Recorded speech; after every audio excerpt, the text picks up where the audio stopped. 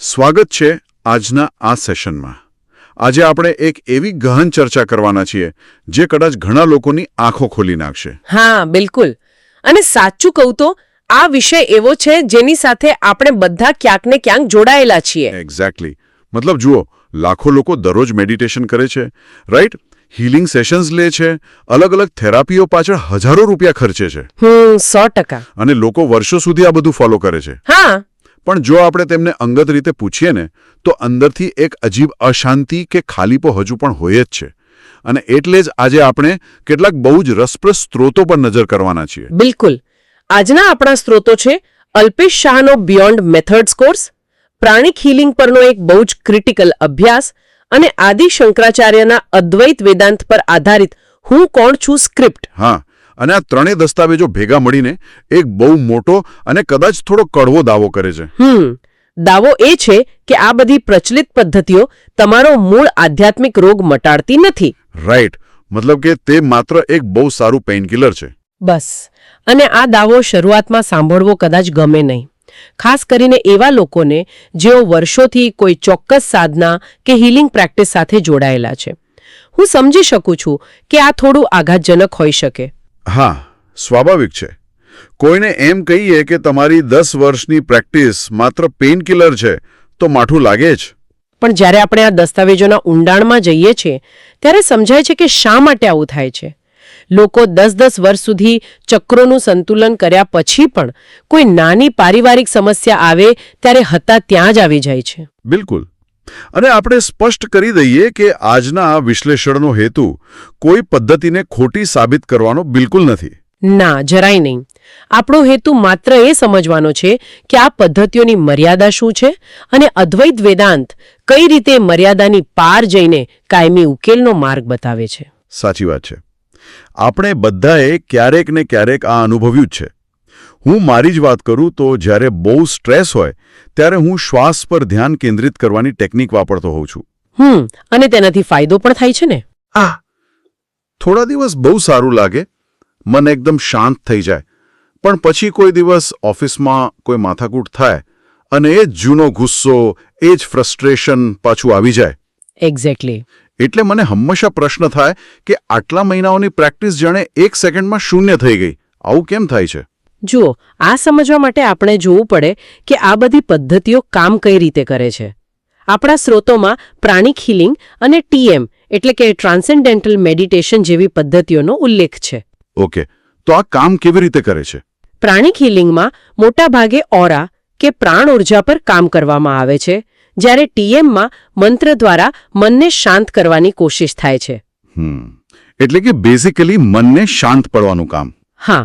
જ્યારે તમે શ્વાસ પર ધ્યાન આપો છો કે કોઈ હીલિંગ સેશન લો છો ત્યારે તમે ખરેખર તમારી નર્વસ સિસ્ટમને પેરાસિમ્પેથેટિક મોડમાં લઈ જાઓ છો. એટલે કે રિલેક્સેશન મોડમાં. બિલકુલ. તમારો માનસિક ઘોંઘાટ ઓછો થાય છે, પણ સ્ત્રોતો કહે છે તેમ આ બધું લેવલ 1 અને લેવલ 2 પૂરતું સીમિત છે. લેવલ 1 અને 2 એટલે માત્ર શરૂઆતનું સ્તર. હા. આ પદ્ધતિઓ ફક્ત અનુભવને સુધારવા પર ધ્યાન કેન્દ્રિત કરે છે. મતલબ, તમને પહેલા ખરાબ અનુભવ થતો હતો, હવે સારો અને શાંત અનુભવ થાય છે. અરે, આ તો પેલા દાંતના સડા જેવી વાત થઈ ગઈ. દાંતનો સડો? કેવી રીતે? મતલબ, દાંતમાં ભયંકર સડો હોય અને આપણે એક સ્ટ્રોંગ પેઇનકિલર લઈ લઈએ. હા. એટલે દુખાવો બંધ થઈ જાય. બિલકુલ. થોડા કલાકો માટે બધો દુખાવો ગાયબ. આપણને લાગે કે વાહ, પ્રોબ્લેમ સોલ્વ થઈ ગયો, પણ વાસ્તવમાં સડો તો ત્યાં જ છે. એકદમ સાચું. સડાએ જગ્યા નથી છોડી. રાઈટ. દવાની અસર પૂરી થશે એટલે દુખાવો પાછો આવવાનો જ છે. જ્યાં સુધી પેલી રૂટ કેનાલ ન થાય ત્યાં સુધી કોઈ કાયમી ઉકેલ નથી. બહુ જ સરસ ઉદાહરણ આપ્યું. અને આધ્યાત્મિકતાના સંદર્ભમાં આ રૂટ કેનાલ એટલે એ પ્રશ્ન પૂછવો કે જે પરેશાન છે એ ખરેખર કોણ છે. આ બહુ જ ડીપ પ્રશ્ન છે. જે પરેશાન છે તે કોણ છે? હા. હીલિંગ ટેકનિક્સ મનને શાંત કરે છે, પણ તે ક્યારે આ મૂળભૂત પ્રશ્ન પર પ્રહાર નથી કરતી.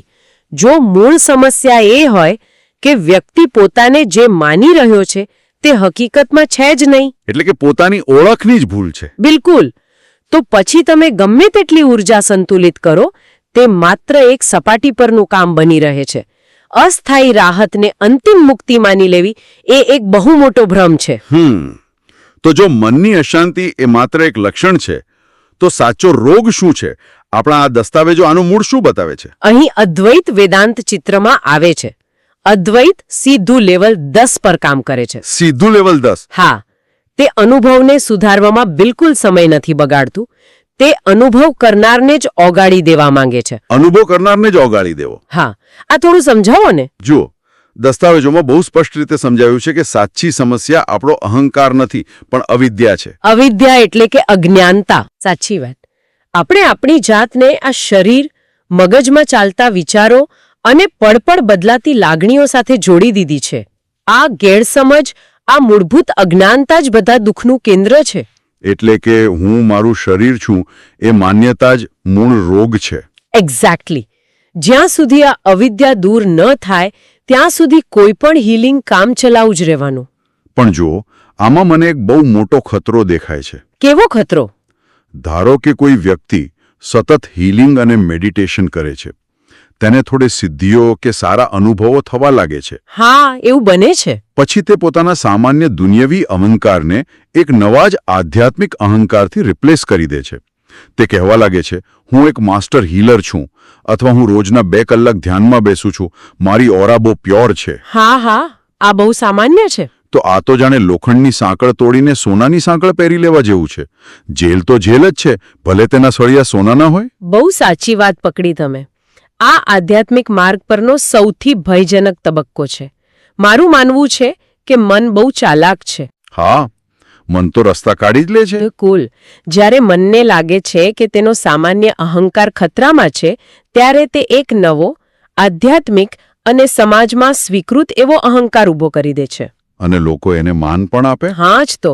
સામાજિક રીતે પણ લોકો આવા વ્યક્તિને બહુ માન આપે છે કે વાહ, આ તો બહુ શાંત છે, બહુ આધ્યાત્મિક છે. એટલે પછી વ્યક્તિને પણ લાગે કે હું કંઈક મહાન છું. એટલે જ આ અહંકારને તોડવો જૂના અહંકાર કરતાં પણ મુશ્કેલ બની જાય છે. વ્યક્તિ આ પદ્ધતિઓ અને ટૂલ્સ સાથે આઈડેન્ટિફાઈ થઈ જાય છે અને તેને જ પોતાની નવી ઓળખ માની લે છે. બાપરે, આ સાંભળીને તો કોઈને પણ એવો વિચાર આવે કે જો આ બધી પદ્ધતિઓ માત્ર અસ્થાયી રાહત જ આપતી હોય અથવા તો આવા નવા અહંકારનો ફાંસો ઊભો કરતી હોય તો પછી આ બધું કરવાનું જ કેમ? આ બહુ વ્યાજબી પ્રશ્ન છે.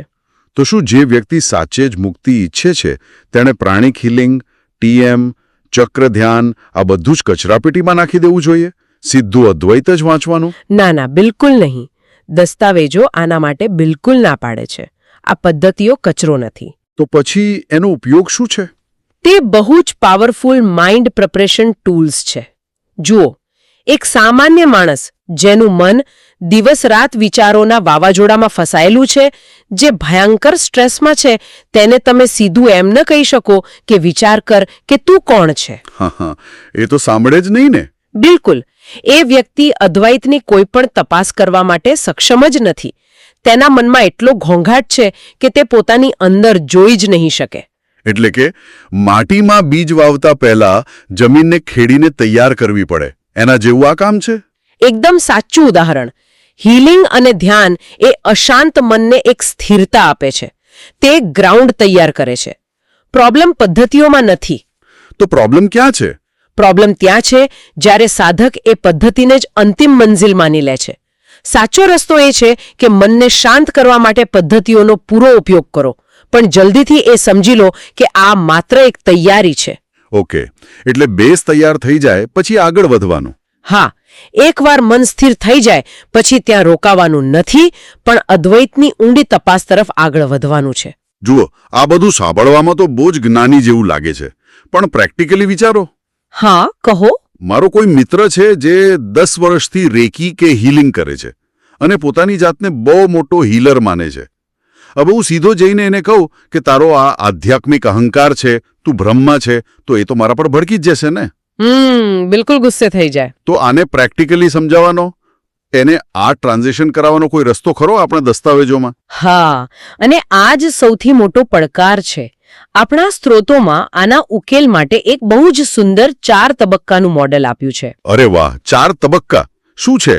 તમે હમણાં કહ્યું તેમ જો તમે સીધો પ્રહાર કરશો તો વ્યક્તિ તરત ડિફેન્સિવ થઈ જશે. એટલે સૌથી પહેલો તબક્કો છે તેમની વર્તમાન પદ્ધતિઓનો હૃદયપૂર્વક આદર કરવો. આદર કરવો એટલે એમને સાંભળવાના. હા, તેમને પૂછવું કે આ પદ્ધતિથી તેમને તેમના જીવનમાં શું બદલાવ લાગ્યો, તેમને કેવા અનુભવો થયા. આનાથી એક માનસિક સુરક્ષા અને વિશ્વાસ ઊભો થાય છે.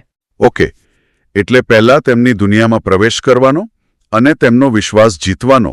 બિલકુલ. અને એકવાર એ વિશ્વાસ બેસી જાય પછી બીજું સ્ટેપ આવે છે. તો બીજું સ્ટેપ શું છે?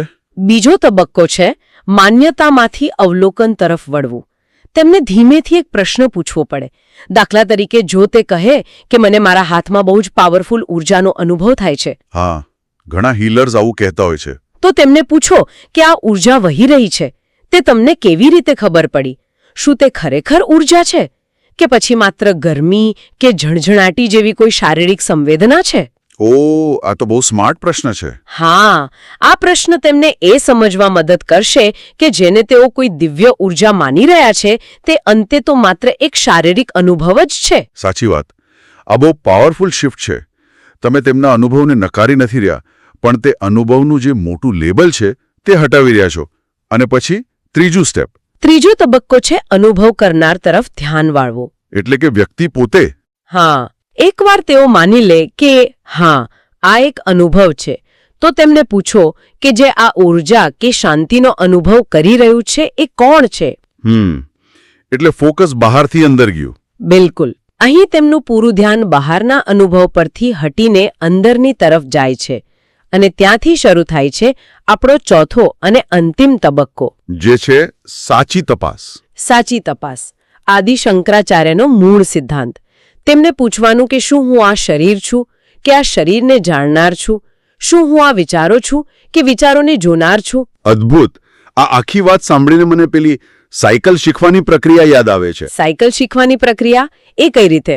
જો, જ્યારે આપણે બાળકોને સાયકલ શીખવાડીએ છીએ ત્યારે પાછળ પેલા 2 નાના ટ્રેનિંગ વ્હીલ્સ લગાવીએ છીએ, રાઈટ? હા, બેલેન્સ માટે. બિલકુલ. શરૂઆતમાં બેલેન્સ જાળવવા અને ડર દૂર કરવા માટે એ વ્હીલ્સ બહુ જરૂરી છે. પણ જો બાળકને ખરેખર મુક્ત રીતે સાયકલ ચલાવતા શીખવું હોય તો એક સમય એવો આવે જ છે જ્યારે એ ટ્રેનિંગ વ્હીલ્સ કાઢી નાખવા પડે. એકદમ સાચી વાત. જો આખી જિંદગી એ વ્હીલ સાથે જ સાયકલ ચલાવ્યા કરીએ તો સાચું બેલેન્સ ક્યારે ના આવે. આ બહુ જ સચોટ ઉદાહરણ છે. ધ્યાન અને હીલિંગની પદ્ધતિઓ બરાબર એ ટ્રેનિંગ વ્હીલ્સ જેવી જ છે. તે મનને સ્થિરતા આપે છે, પણ અદ્વૈત એ વ્હીલ્સ કાઢીને મુક્ત રીતે ચાલવાની કળા છે. એટલે અદ્વૈત કોઈ નવો અનુભવ નથી આપતું. ના, અદ્વૈત કોઈ નવો અને ચમત્કારિક અનુભવ નથી આપતું. તે માત્ર એટલું જ બતાવે છે કે તમે પહેલેથી જ બેલેન્સમાં છો. માત્ર તમને એક ભ્રમ હતો કે વ્હીલ્સ વિના તમે પડી જશો. મુક્તિ એટલે જે સત્ય પહેલેથી જ હાજર છે તેને ઓળખવું. વાહ, આ બધી થિયોરી તો બહુ સ્પષ્ટ થઈ રહી છે, પણ હવે થોડી પ્રેક્ટિકલ વાત કરીએ. હા, ચોક્કસ. રોજિંદા જીવનમાં આની પ્રેક્ટિસ કઈ રીતે થાય? મતલબ શું આના માટે રોજ સવારે 2 કલાક આંખો બંધ કરીને અદૃશ્ય અસ્તિત્વ વિશે વિચાર્યા કરવાનું? ના ને ના. અદ્વૈત એ જીવંત જીવનની તપાસ છે. સ્ત્રોતોમાં આના માટે એક બહુ સ્પષ્ટ માળખું છે. તો દિનચર્યા કેવી હોવી જોઈએ? સવારના સમયે 20-30 મિનિટ શાંત બેસીને માત્ર અવલોકન કરો. તમારા મનમાં શું ચાલી રહ્યું છે? કયા વિચારો આવે છે? શરીરમાં કેવી સંવેદનાઓ છે? એટલે માત્ર જોવાનું, કોઈ કંટ્રોલ નહીં. હા, માત્ર જોવાનું. અને આ બધું જોયા પછી બસ એક જ પ્રશ્ન પૂછો કે આ બધું કોણ જાણે છે? આ બધું કોણ જાણે છે? અને આનો કોઈ શાબ્દિક જવાબ નથી આપવાનો. મન કહેશે કે હું જાણું છું, તો એ હું ક્યાં છે તે શોધવાનું છે. બસ એ જાણનાર તરફ ધ્યાન વાળવાનું છે. આ તો સવારની વાત થઈ, બરાબર. પણ સાચું કહું તો અસલી પરીક્ષા તો ત્યારે થાય જ્યારે ઓફિસમાં ટાર્ગેટ પૂરો ન થતો હોય કે ટ્રાફિકમાં કોઈ અચાનક ગાડી આડી નાખે. હા, ત્યારે મગજ છટકે. બિલકુલ. ત્યારે તો આ બધું જ જ્ઞાન હવામાં ઉડી જાય છે.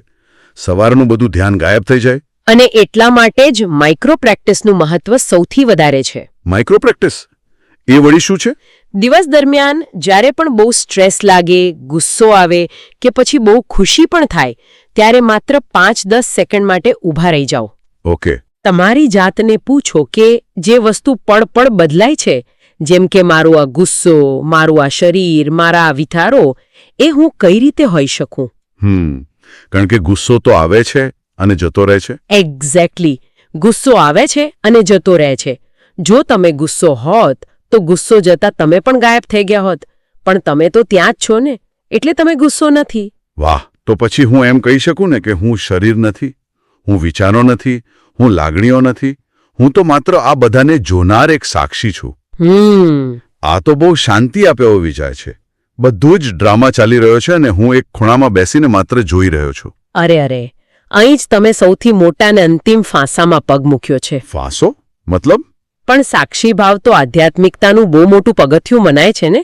મેં તો ઘણું સાંભળ્યું છે સાક્ષી ભાવ વિશે. પગથિયું ચોક્કસ છે, પણ એ મંઝિલ નથી. આ જ તો આપણા દસ્તાવેજોની સૌથી મોટી ચેતવણી છે. સમજાવો જરા. જ્યારે સાધક બધું જોવાનું શરૂ કરે છે ત્યારે તે એક સાક્ષી, એક ઓબ્ઝર્વર બની જાય છે, અને તે આ ઓબ્ઝર્વરની એક નવી ઓળખ ઊભી કરી દે છે કે હું સાક્ષી છું. ઓહ, એટલે ફરીથી પેલો અહંકાર આવી ગયો.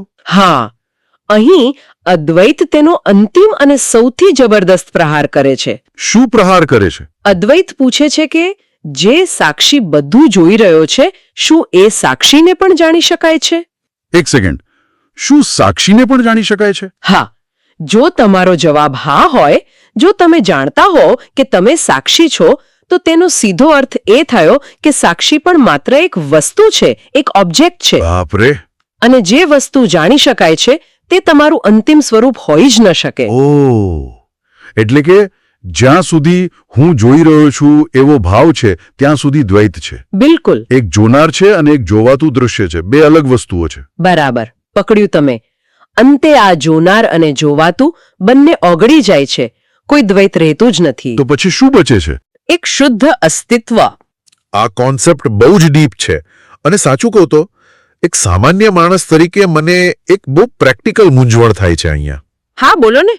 જો કોઈ હું જ નથી, જો બધું જ ઓગળી ગયું, અને જો કોઈ કરતા છે જ નહીં, તો પછી આ દુનિયામાં જીવન જીવાય છે કઈ રીતે?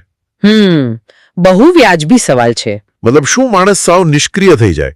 શું તે સવારે ઉઠીને કામ પર જવાનું, પોતાના પરિવારનું ધ્યાન રાખવાનું બંધ કરી દેશે? કારણ કે જો કોઈ કરતા જ નથી તો કામ કોણ કરશે? આ મૂંઝવણ મોટાભાગે બધાને જ થાય છે. આપણને એવું લાગે છે કે જો આપણો અહંકાર ન હોય તો આપણું જીવન થંભી જશે. હા, એવું જ લાગે ને. પણ સત્ય એ છે કે જીવન બિલકુલ બંધ થતું નથી, માત્ર ભ્રમ તૂટે છે. હું તમને એક ઉદાહરણ આપું. જરા યાદ કરો, જ્યારે તમે રાત્રે ઊંધી ઊંઘમાં હો છો ત્યારે તમારું હૃદય ધડકે છે. હા, ધડકે જ ને. તમારું પાચન તંત્ર કામ કરે છે, શ્વાસ ચાલે છે. તો શું ત્યારે કોઈ હું અંદર બેસીને આ બધું કંટ્રોલ કરી રહ્યો હોય છે? ના, ત્યારે તો મને કોઈ ભાન જ નથી હોતું. બધું આપમેળે થાય છે. બસ, જાગૃત અવસ્થામાં પણ આવું જ છે. શરીરની જરૂરિયાતો અને સંજોગો પ્રમાણે ક્રિયાઓ થાય છે, પણ કોઈ એવું કરતા હોતો નથી જે કહે કે મેં આ કર્યું. ઓકે, એટલે ક્રિયાઓ ચાલુ રહે છે. હા, કોઈ પ્રોબ્લેમ આવે છે તો મગજ તેનું સોલ્યુશન લાવે છે, પણ અંદર એવો કોઈ દાવો નથી હોતો કે હું બહુ હોશિયાર છું. સંબંધો હોય છે, તેમાં પૂરો પ્રેમ પણ હોય છે, પણ તેમાં કોઈ લગાવ કે માલિકી ભાવ નથી હોતો. મતલબ કે જીવનની બધી જ સામાન્ય ક્રિયાઓ ચાલુ રહે છે, પણ પેલો જે માનસિક ભાર હતો ને કે મારે આમ કરવું પડશે, હું નિષ્ફળ જઈશ તો શું થશે, મેં આટલું મોટું કામ કર્યું. હા, એ ભાર. એ આખો ભાર કાયમ માટે જતો રહે છે, જાણે જીવન એકદમ હળવું અને સાહજિક બની જાય. એકદમ સાચું. અને આ જ સાચી મુક્તિ છે. અદ્વૈત કોઈ નવી કે જાદુઈ દુનિયા નથી બનાવતું, તે માત્ર આ જ દુનિયાને જોવાના ભ્રમને દૂર કરે છે. ખરેખર આજના આ પૂરા વિશ્લેષણનો નિચોડ કાઢીએ તો એ સ્પષ્ટ થાય છે કે આધ્યાત્મિકતા એ જાતને સુધારવાની, ઓરાને ચમકાવવાની કે નવા અનુભવો ભેગા કરવાની પ્રક્રિયા બિલકુલ નથી. બિલકુલ નહીં. તે તો હું કોણ છું તેની એક અત્યંત પ્રામાણિક, કઠોર અને સ્પષ્ટ તપાસ છે. ગમે તેટલી પદ્ધતિઓ અપનાવવામાં આવે, તે મનની શાંતિ આપી શકે, ઘોંઘાટ ઓછો કરી શકે, પણ કાયમી મુક્તિ માત્ર ને માત્ર અજ્ઞાનતા દૂર થવાથી જ મળે છે. હા, અને આજના સમયમાં આ સમજણ બહુ જ જરૂરી છે. કેમ? કારણ કે આજે આપણી આસપાસ માહિતીનો મારો ચાલી રહ્યો છે. સેંકડો કોર્સ, હજારો વિડીયો અને અગણિત થેરાપીઓ ઉપલબ્ધ છે. એક સામાન્ય સાધક સતત નવી નવી પદ્ધતિઓ શોધીને થાકી ગયો છે. સાચી વાત છે. માણસ ગૂંચવાઈ ગયો છે કે શું કરવું. આ ચર્ચા માણસને એ અનંત દોડમાંથી મુક્ત કરે છે. આ દ્રષ્ટિ સમજાવે છે કે બહાર કોઈ નવો અનુભવ શોધવાની જરૂર નથી, માત્ર અંદર એ જોવાનું છે કે કયો અનુભવ ખોટો છે. અદ્ભુત. આ ચર્ચા ખરેખર વર્ષો જૂના ઘણા આધ્યાત્મિક જાળા સાફ કરી દે તેવી છે. હા, મને પણ એવું જ લાગે છે. પણ આ સેશન પૂરું કરતા પહેલા એક ગહન વિચાર પર ધ્યાન આપીએ. આપણે હમણાં જ વાત કરી કે કોઈ કાયમી હું છે જ નહીં, કોઈ ચોક્કસ કરતા છે જ નહીં. જીવનની બધી જ ઘટનાઓ એક મોટા પ્રવાહની જેમ આપમેળે જ ઘટી રહી છે. તો જરા વિચારવા જેવું છે. ભૂતકાળમાં કરેલી ભૂલોના જે પછતાવાઓ છે અને ભવિષ્યની સુરક્ષાની જે અસંખ્ય ચિંતાઓનો ભારેખમ બોજ આપણે સૌ દિવસ રાત આપણા મન પર ઊંચકીને ફરીએ છીએ, એ બોજ ખરેખર કોણ ઉઠાવી રહ્યું છે? જો કોઈ કરતા જ નથી, તો પછી શું એ પછતાવાઓ અને ચિંતાઓ પણ માત્ર એક ભ્રમ નથી? આ પ્રશ્નના ઊંડા મૌન સાથે જ આજના આ સેશનને આપણે અહીં જ વિરામ આપીએ છીએ. ફરી મળીશું એક નવા વિષય અને નવી ગહન ચર્ચા સાથે. ત્યાં સુધી આ પ્રશ્ન પર ચોક્કસ મનન કરતા રહેજો.